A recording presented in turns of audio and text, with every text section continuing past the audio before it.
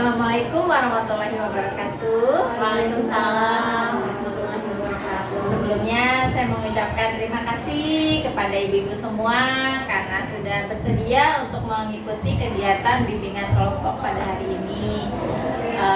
Sebelumnya kita berdoa dulu kali ya Bu ya, biar kegiatan kita ini berjalan dengan lancar. Nanti sama-sama kita berdoa dimulai.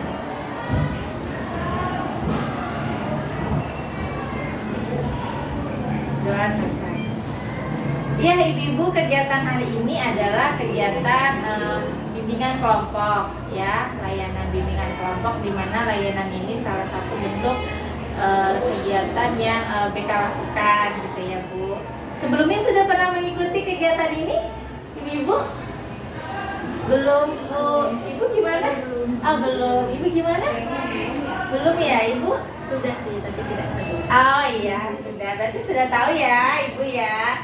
Nah, mungkin yang belum tahu, sedikit saya kasih gambaran bahwa bimbingan kelompok ini merupakan layanan memberikan bantuan ya. Bimbingan kelompok itu sifatnya memberikan bantuan secara dinamika berkelompok. Jadi nanti akan ada satu permasalahan yang terjadi di lingkungan kerja kita ya, dan nanti kita akan mencari bagaimana untuk penyelesaiannya. Baik ibu-ibu, sebelumnya saya akan menjelaskan tentang asas-asas yang ada di dalam bimbingan kelompok ini.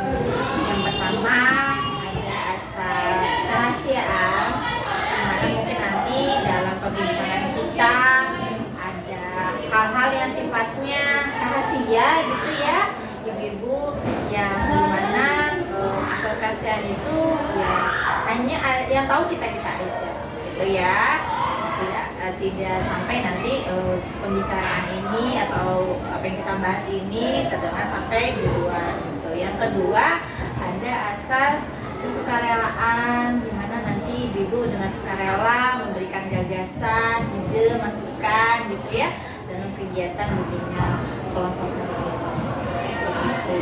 Yang ketiga ada asas kekinian, dimana apa yang kita bicarakan, kita bahas hari ini merupakan permasalahan yang memang kita hadapi gitu ya, yang menjadi satu permasalahan yang nantinya kita mencoba untuk mencari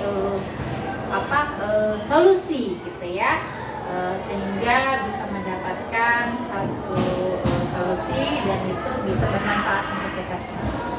Begitu ya ibu-ibu ya. Nah sebelumnya kita biar lebih akrab kenalan dulu ya, biar lebih saling mengenal lagi gitu ya ibu-ibu ya.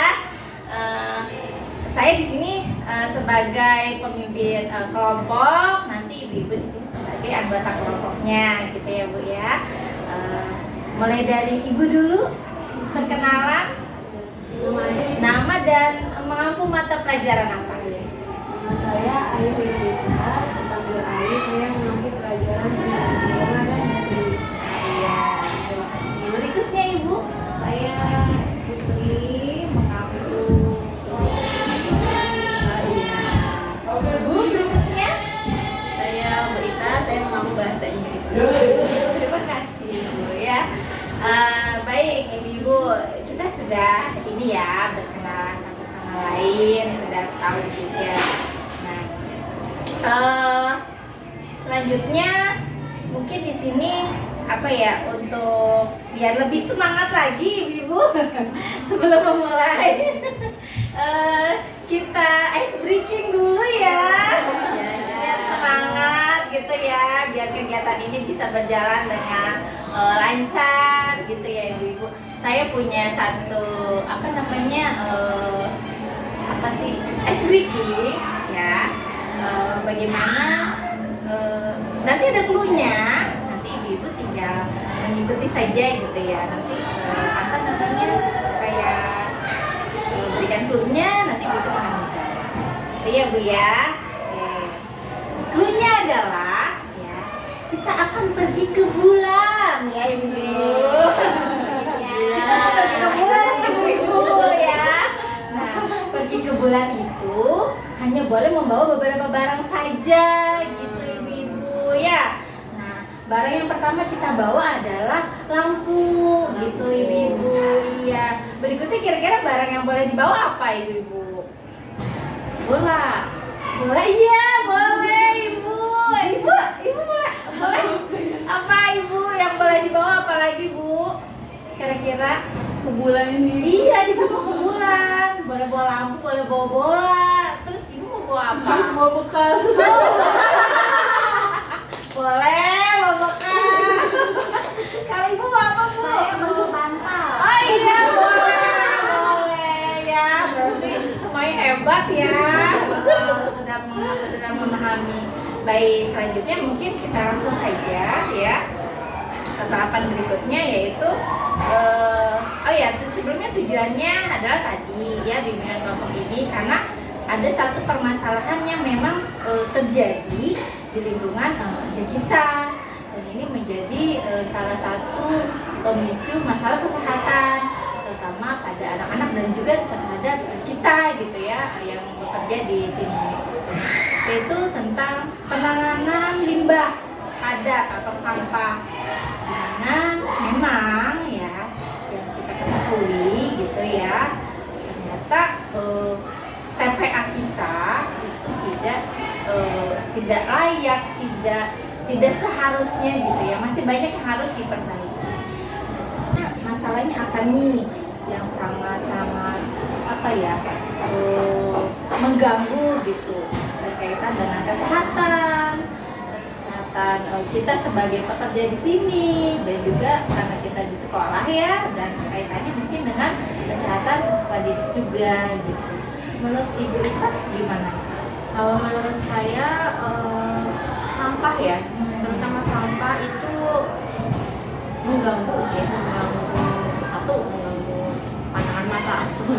Kemudian yang kedua ya berpengaruh sih sama kesehatan ya, tidak hanya kesehatan kita sebagai guru sebenarnya, tapi semua kesehatan anak-anak juga. Karena di sini itu masih banyak sampah yang tidak dikelola dengan baik. Kita mungkin masih banyak menemukan sampah-sampah yang tidak dipisahkan, sampah basah, sampah kering itu masih campur menjadi satu. Kemudian dari beberapa pihak juga masih banyak yang belum sadar bahwa sampah yang kita bawa kita hasilkan menjadi tanggung jawab kita gitu. Jadi masih banyak sampah yang belum tertata dengan baik. Kalau menurut Ibu bagaimana? Kurang lebih sama juga ya Bu ya.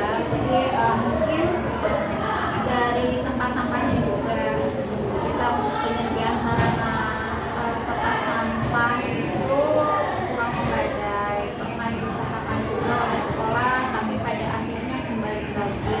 Jadi sampah itu menumpuk di satu tempat, kayak itu sampah tanah, plastik, kertas gitu ya. Padahal anak-anak sudah dibekali pendidikan mengenai sampah.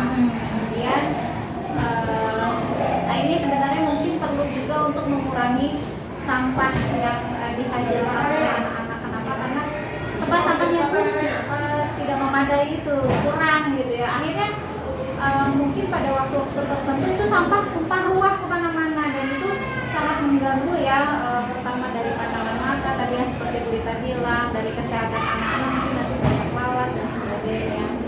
Dan di di tempat penampungan sementara di sekolah kita juga itu sepertinya pengelolaannya juga kurang ya. Barangkali sebenarnya banyak sampah-sampah yang kita bisa pisahkan dan selanjutnya kita bisa bawa ke tempat bawa pulang gitu. Jadi maksudnya ya jangan semua di situ gitu. Iya. Kalau Bu Ai bagaimana? Saya menambahkan sedikit Iya. Bu. Mungkin kalau yang saya lihat juga pengolahan sampahnya belum optimal ya. Kemudian kan karena masih banyak sampah di mana-mana juga mengganggu kenyamanan siswa dalam belajar, mengganggu aktivitas. Jadi memang sangat perlu untuk pengolahan sampah dengan baik. Karena mengganggu kesehatan juga, pandangan mata, baunya juga ya, karena tidak TPA-nya juga tidak sesuai. Harusnya mungkin kan sampah-sampah seperti itu tertutup, ini masih ruang terbuka di mana udah ada pencemaran udara, ya kan, lalat-lalat, jadi penyakit gitu ya Bu-ibu ya. Nah, saya ada gambar sedikit tentang sekolah kita terkait masalah sampah ibu-ibu ya. Seperti ibu-ibu nih ya, bagaimana cara untuk mengatasi permasalahan yang ada di sekolah kita ya, terkait dengan gambar-gambar seperti ini ya, solusinya bagaimana ya, apa yang harus kita lakukan baik terhadap sesama rekan kerja maupun mungkin dengan para pimpinan dan juga terhadap para siswa juga nih gitu, seperti di sekolah ini. Boleh saya Iya, pendapat, Bu? boleh. Jadi kalau menurut saya ini mungkin pertama dari kebijakan dari atasan dulu ya Bu ya, pemangku kebijakan membuat suatu kebijakan dan itu dilaksanakan oleh semua warga sekolah gitu.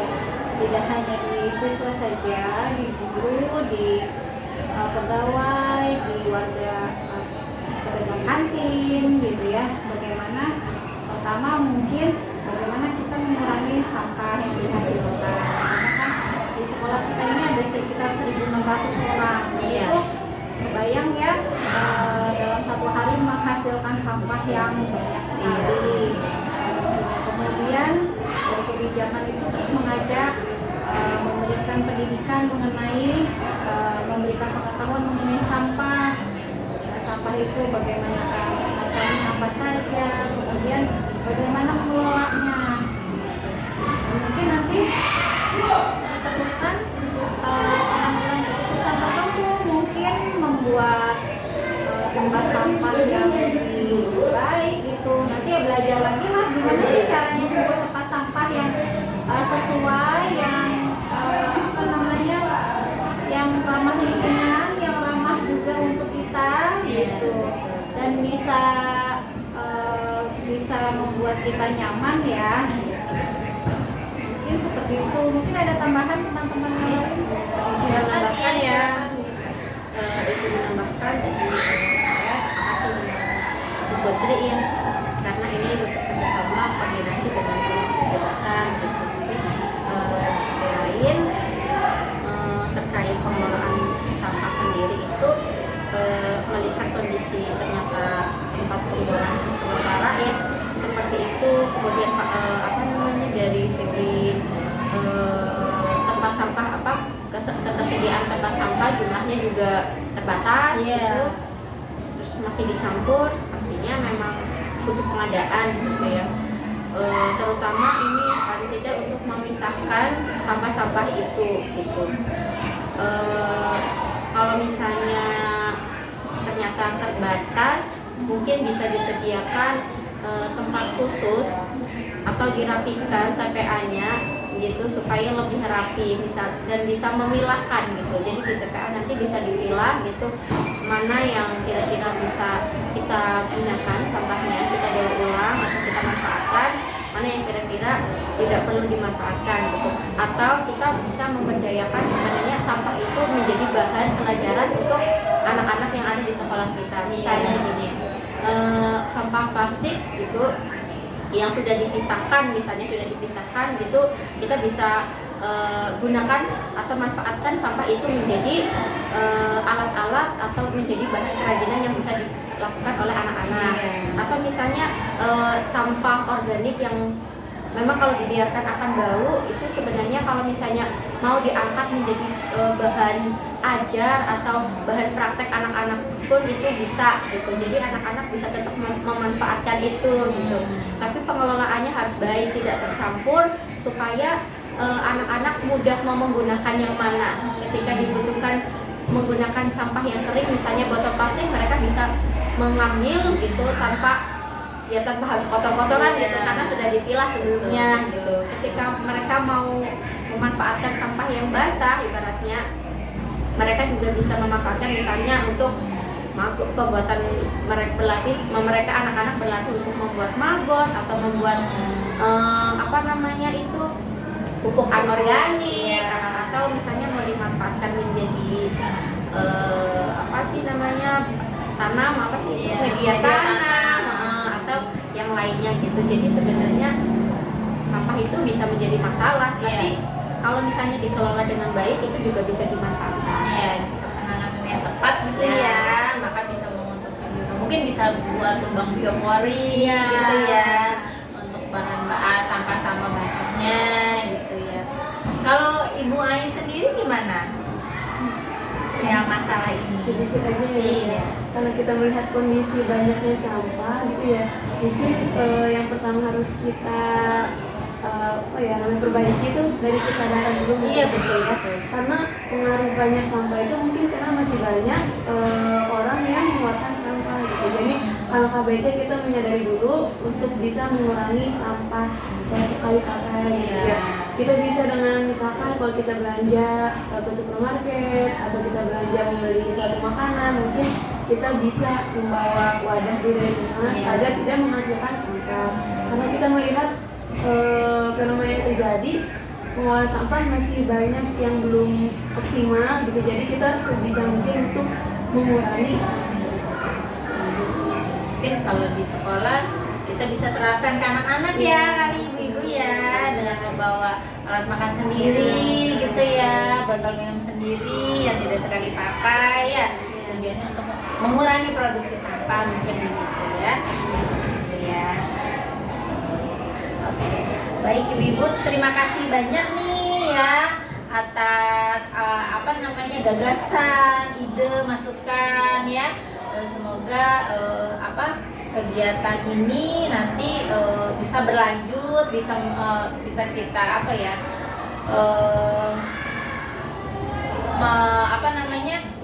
bisa kita implementasikan juga gitu dalam kegiatan pembelajaran ke anak-anak. Mungkin nanti kita juga bisa mengajukan ke kepimpinan gitu ya, bahwasannya permasalahan sampah ini sangat-sangat mengganggu lah gitu ya, mengganggu kesehatan, kenyamanan gitu ya. Nanti insya Allah mungkin ada solusinya dari para pemimpin kita, pimpinan kita.